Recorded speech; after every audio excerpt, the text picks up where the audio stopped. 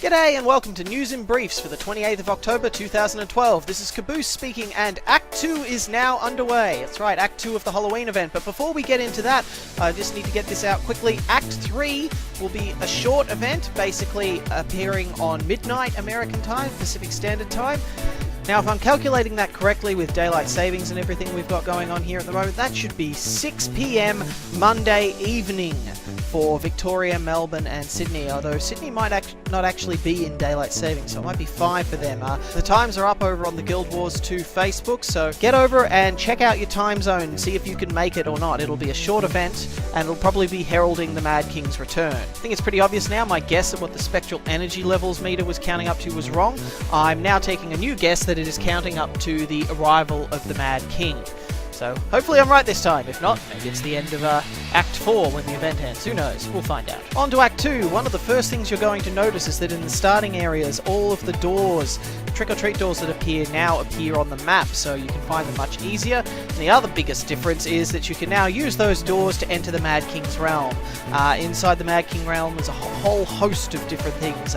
You've got 2 PvP type mini-games, the Lunatic Inquisition and the Reaper's Rumble, as well as exploring the Mad King's Labyrinth and everyone's favourite, the Clock Tower jumping puzzle. I guarantee you anyone who has tried that is not going to forget it anytime soon. As it's a time jumping puzzle you have to do with many other people trying to do it at the same time. It's also got a lot of tricky parts in it. I highly recommend you watch a video on completing it before you try it yourself, just to save yourself some grief. Now, the 2 PvP-themed minigames are not your standard fare. The first one, the Lunatic Inquisition, those of you who liked the Hunger Games event back in beta, I think you are really going to enjoy this. What this boils down to is 2 sides, one starting with just one, which is the Lunatic, who has to go around killing the villagers. Every time you kill a villager, you convert them to your side. They join you in your quest to kill all of the remaining villagers until it comes down to a couple left. Now, I haven't had this happen to me, but I've had some guildies say that if you are the last villager left alive by the end of the game, you actually get given a chainsaw to go and get some vengeance on all of the lunatics who have been at you the whole time. Sorry I wasn't able to get any footage of that, but that's pretty much that one in a nutshell. Now, the other game, Reaper's Rumble, is essentially a weird kind of strategy game where you've got 3 mausoleums, and these mausoleums spawn skeletons that will charge your enemy's 3 mausoleums, and basically the team that destroys the 3 mausoleums first wins. So basically you need to do all you can to make sure your skeletons are reaching the enemy mausoleums to destroy them. You can kill your enemy's skeletons to make it easier, you can collect pumpkins and take them to your mausoleums to spawn more skeletons. Supposedly, I haven't actually managed to do that properly once. I think I'm just a terrible aim with the pumpkins. Further complicating it are your abilities you have in this one. You've got just some basic axe attacks and 2 guns attacks, and an awesome gun attack, number 5, requires you to stand still and aim in a straight line, and actually pierces targets, so it's great for taking down zergs, and if you do manage to hit with it, takes a good at least half of your enemy's health away. So you get 2 people who manage to nail this at once, you can pretty much instantly kill someone. Complicating things further are the fact that if you stand in the long grass in this PvP area, you're actually stealthed, so you can sneak around in the cornfields to get to your enemy. So just beware that your enemy are probably doing exactly the same thing, and until you fire or take some damage, until you cause damage or take damage, you're both invisible. It's nothing worse than ambushing someone and thinking you were hot stuff, then have 3 enemies come out of the long grass and just take you down in one shot. Now, the last of the 4 activities you can go to is the Mad King's Labyrinth. You don't actually talk to the NPC, you have to go touch a portal stone not far away from him, and this transports you to the Mad King's Labyrinth. Now, in here you will find a lot of candy corn veins, events happening, enemies. This is a level 80 area, but if you are below level you will be upscaled to level 80, so you can come in here. I find this is a great place for getting lots of your Halloween candies, your trick-or-treat bags. There's actually a lot of carving pumpkins around here too.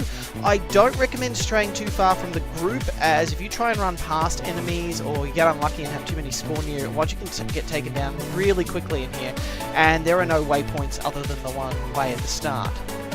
You'll also find events happening. The trick-or-treat doors from outside are in here as well, and they can spawn events where you've got to kill a boss or waves of enemies. This is just a really great place to get most of your daily achievements done. quickly and easily, and you can make a lot of cash as long as you're not getting killed. That covers all the content inside the Mad King's realm, but there's plenty of new stuff outside it as well. We have 6 new ghosts to hunt down, which will get you another unique back item. The first clue you need to get there is actually on the back of the first one you made. It's actually pointing you to the Ascalonian settlement in Gendaran Fields.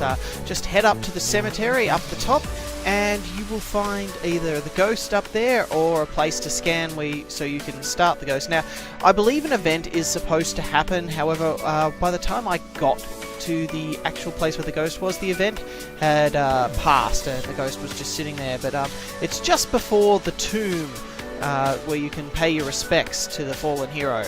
I actually thought that might be what spawned the ghost, and then I turned around and realised where everyone else was standing, so that's your first ghost right there. Next ghost is in the ruins of Holy Demetra in the Harathi hinterlands. I got very lost in the tomb looking for it. It's actually, the ghost you're looking for is next to the ghost of Dwayna.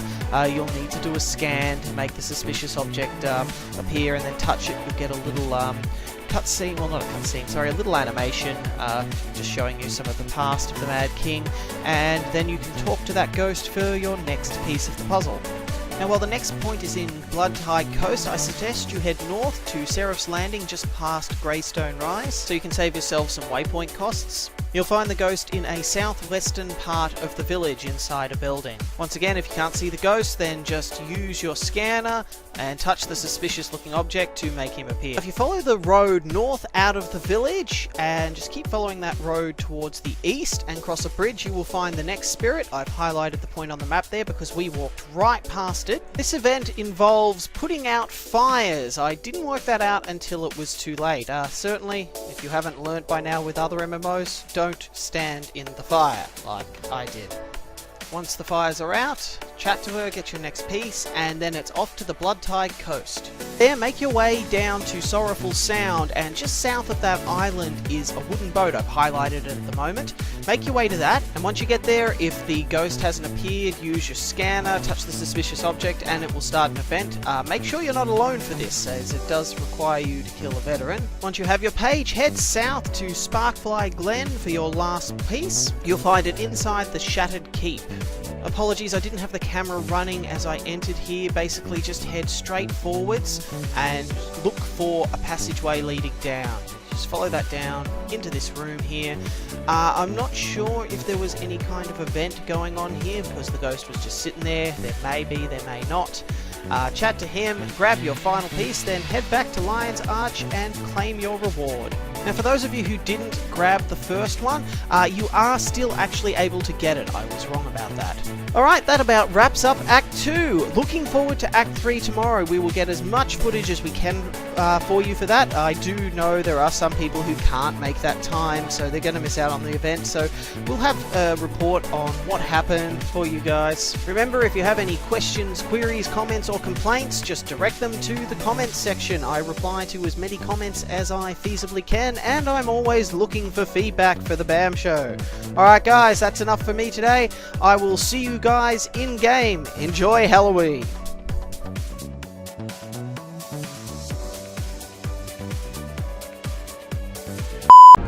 Oh fuck. Oh fuck! Oh what? Ah!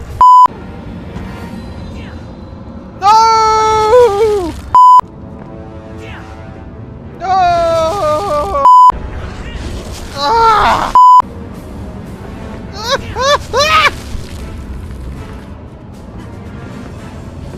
No! Ah! Oh! Oh, what? Ah! Oh, bugger! Ah! No!